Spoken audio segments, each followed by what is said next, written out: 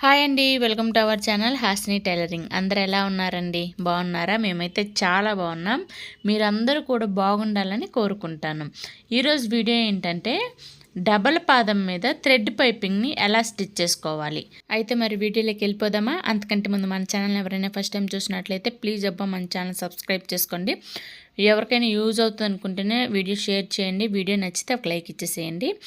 ఇప్పుడు పైపింగ్ వేయడానికి మనకు కావాల్సింది క్లాత్ వచ్చేసి 1 ఇంచ్ క్లాత్ పెట్టుకొని క్రాస్గా కట్ చేసుకోండి. మీరు థ్రెడ్ పైపింగ్ దాకా వచ్చారంటే మీకు ముందే పైపింగ్ వేయడానికి క్రాస్గా ఎలా కట్ చేయాలో మీకు ఆల్రెడీ తెలిసే ఉంటుంది. సో 1 ఇంచ్ క్లాత్ పెట్టుకొని కట్ చేసుకోండి. 1 ఇంచ్ కూడా ఎందుకు? ఈ 1 ఇంచ్ అనేది మనం ఇన్విజిబుల్ థ్రెడ్ పైపింగ్ వేయడానికి 1 ఇంచ్ కంటే కొంచెం తక్కువైనా 1 ఇంచ్ అయినా సరిపోతుంది. ఎందుకంటే దారం ఏదైతే ఉందో థ్రెడ్ని మిడిల్లోకి ఫోల్డ్ చేసి స్టిచ్ చేస్తాం కాబట్టి ఇన్విజిబుల్ థ్రెడ్ పైపింగ్కి. ఇన్విజిబుల్ కాకుండా మీరు పైపింగ్ వేసే క్లాత్తోనే పైపింగ్ కుట్టి అదే క్లాత్ బ్యాక్ సైడ్ ఫోల్డింగ్ చేసి కుట్టాలంటే మీరు 1.5 ఇంచ్ క్లాత్ అనేది కట్ చేసుకోవాలి. కట్ చేసుకొని ఇందాక చూపించాను కదా, పైపింగ్ని కొంచెం చివరి దాకా కొంచెం క్లాత్ ఉంచుకొని మిగతా ఎక్స్ట్రా క్లాత్ అంతా ఒక సైడ్కి వదులుకొని స్టిచ్ చేసుకోవాలన్నమాట. ఓకేనా? ఇప్పుడు డబుల్ పాదం మీద ఎలా స్టిచ్ చేయాలి అంటే, ఈ పాదం ఇది నాది జాకీ మిషనేనండి. ఈ పాదం వచ్చేసి మనము సూది దగ్గరికి ఇటు సైడ్ ఉంటుంది కదా, మనము మిషన్ ఎదురు కూర్చుంటే రైట్ సైడ్ డబుల్ పాదం కదా ఇది, రైట్ సైడ్ పాదాన్ని సూది దగ్గరకు వచ్చేలాగా, సూది కింద కొంచెం దగ్గరకు వచ్చేలాగా ఇటు కొట్టాను అనమాట. దేనితోటి? స్క్రూ డ్రైవర్ తోటి కొట్టాను. కొడితే ఇటు సైడ్ పాదం దగ్గర చూడండి, సూదికి ఇటు సైడు థ్రెడ్ పట్టేంత సన్న గ్యాప్ అనేది, కొంచెం గ్యాప్ అనేది వచ్చిందనమాట. ఆ గ్యాప్కి సరిపడా థ్రెడ్ మనము సెలెక్ట్ చేసుకోవాలంటే లావు థ్రెడ్ తీసుకుంటే మనకు కనిపించే గ్యాప్లో పట్టదనమాట. సో సన్నటి థ్రెడ్ తీసుకుంటేనే పైపింగ్ నీట్గా కనిపిస్తుంది. అలాగే మనకి ఆ గ్యాప్ ఏదైతే ఉందో పాదానికి సూదికి పాదానికి మధ్య ఏ గ్యాప్ అయితే ఉందో ఆ గ్యాప్లో ఆ సన్న థ్రెడ్ మాత్రమే పట్టిద్ది అనమాట. చూడండి, ఇక్కడ వీడియోలో నేను ఏ థ్రెడ్ తీసుకున్నాను అలాంటి థ్రెడ్ మీరు తీసుకొచ్చుకోవాలన్నమాట. అలా థ్రెడ్ తీసుకొచ్చుకున్నారు అంటే మీరు పైపింగ్ వేసేటప్పుడు నీట్గా వస్తుంది. చూడండి ఎంత బాగా వచ్చిందో పైపింగ్ అయితే. అంటే పైపింగ్ థ్రెడ్ కుట్టేటప్పుడు ఆ దారం మీద పడకుండా, అంటే లోపల ఉన్న థ్రెడ్ పైన మనం స్టిచ్ చేసే దారం కుట్టు పడకుండా నీట్గా టైట్గా పట్టేసుకొని కుట్టేసిద్ది అనమాట.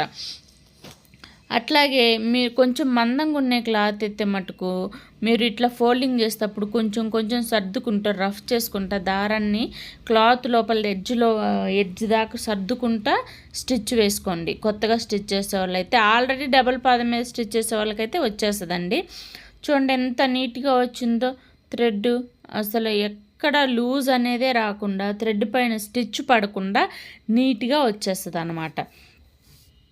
ఓకేనా? ఇప్పుడైతే మొత్తం స్టిచ్ చేశాను. ఇది ఇన్విజిబుల్ థ్రెడ్ పైపింగ్కేనండి నేను స్టిచ్ చేసుకుంది. కొంతమంది ఏంటంటే ఈ థ్రెడ్ కుట్టిన క్లాత్తోనే కుట్టి అవతల వైపుకి తిప్పి ఫోల్డింగ్ చేస్తారనమాట. అలా ఫోల్డింగ్ చేయాలంటే ఒక సైడ్ ఎక్కువ క్లాత్ ఉంచుకోవాలి, ఒక సైడ్ తక్కువ క్లాత్ని లోపల థ్రెడ్కి ఫోల్డింగ్ చేసి స్టిచ్ చేసుకోవాలన్నమాట. ఓకేనా? ఇప్పుడు థ్రెడ్ అయితే కుట్టేసాం, మనం పైపింగ్ క్లాత్కి అయితే కుట్టేసాము. అదే క్లాత్ లోపల థ్రెడ్ పెట్టి కుట్టేసాము. ఇప్పుడు ఇన్విజిబుల్ ఎట్లా వేసుకోవాలి? ఇదే పాదం మీద, నేనేం పాదం మార్చట్లేదండి, అదే డబుల్ పాదమే ఉంచాను. ఇప్పుడు హ్యాండ్స్కి ఇన్విజిబుల్ థ్రెడ్ పైపింగ్ వేద్దాం. హ్యాండ్స్కి కొంచెం ఈజీ, నెక్కి వేయడం కొంచెం కష్టం. స్టిఫ్గా ఉండేదైతే నెక్కి కూడా వేయొచ్చు అండి. స్టిఫ్ క్లాత్లకి అయితే ఇన్విజిబుల్గా నెక్స్కి కూడా వేయొచ్చు. అలా కాకుండా జారిపోయే క్లాత్లకి ఇన్విజిబుల్ వేయాలంటే కొంచెం కష్టము కొత్తగా స్టిచ్ చేసే వాళ్ళకి.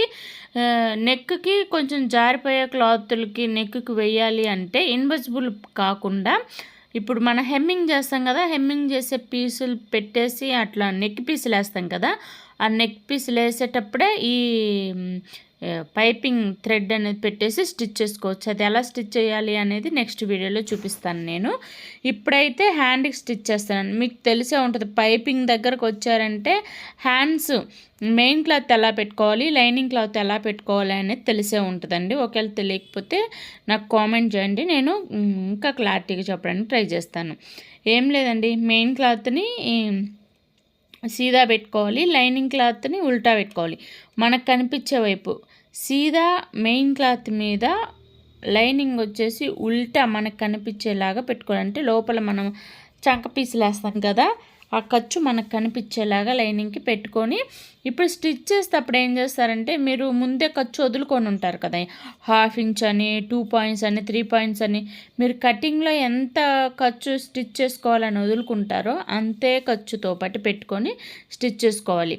పైపింగ్ థ్రెడ్కి మనం ముందే థ్రెడ్ లోపల కుట్టేసాం కాబట్టి ఇప్పుడు దానికి అదేమి కొంచెం మొరాయించదండి, నీట్గానే పడిపోతుంది అనమాట. ఆల్రెడీ మనం కుట్టేస్తున్నాం కాబట్టి నీట్గానే మనకు పడిపోతుంది, పక్కకు జరగడం ఏమి ఉండదు. ఆ థ్రెడ్ని వదిలేసి నీట్గా స్టిచ్ అయితే పడిపోతుంది. పడిన తర్వాత మనం ఇటు సైడ్ తిప్పుకొని లైనింగ్ మీద పైపింగ్ని పక్కకు వదిలేసి లైనింగ్ ఉంటుంది కదా, లైనింగ్ మీద ఎడ్జ్కి ఒక స్టిచ్ అనేది వేసుకోండి. ఇలా స్టిచ్ వేసారనుకోండి, అవతల వైపుకి మనం తిప్పినప్పుడు పైపింగ్ అనేది నీట్గా కనిపిస్తుంది అనమాట. వీళ్ళు సెల్ఫ్ కలర్ థ్రెడ్ పైపింగ్ వేయమన్నారు కాబట్టి అంత క్లారిటీగా కనిపించలేదు. ఆపోజిట్ కనైతే నీట్ ఫినిషింగ్ తోటి చాలా బాగా కనిపిస్తుంది అనమాట. ఐ హోప్ ఈ వీడియో మీకు నచ్చిందనే అనుకుంటున్నాను. నచ్చితే ఒక లైక్ ఇచ్చేసేయండి, షేర్ చేయండి, సబ్స్క్రైబ్ చేసుకోండి. ఇంకొక వీడియోతో మళ్ళీ కలుద్దాం. బాయ్.